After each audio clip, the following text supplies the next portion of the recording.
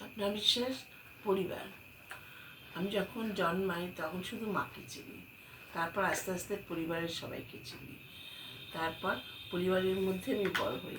সেই থেকে পরিবারই আমার পরিচয়।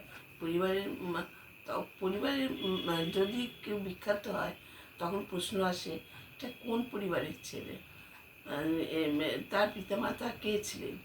পরিবারের পরিবার পরিবারটাই এতই গুরুত্বপূর্ণ আমাদের কাছে।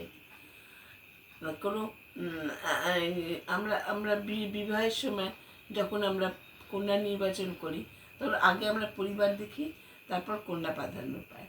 কারণ ভালো পরিবার হলে সেই বাড়ির সন্তানেরা ভালো হয়।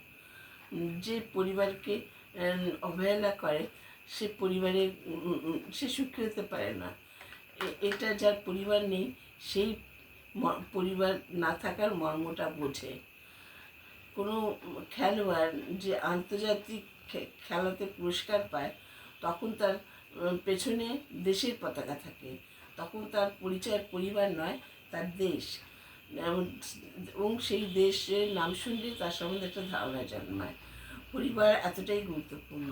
সেটা পরিবারই আমার সব। আর আমি ছাড়া কোনো পরিবারের অস্তিত্ব নেই, পরিবার ছাড়া আমার কোনো অস্তিত্ব নেই।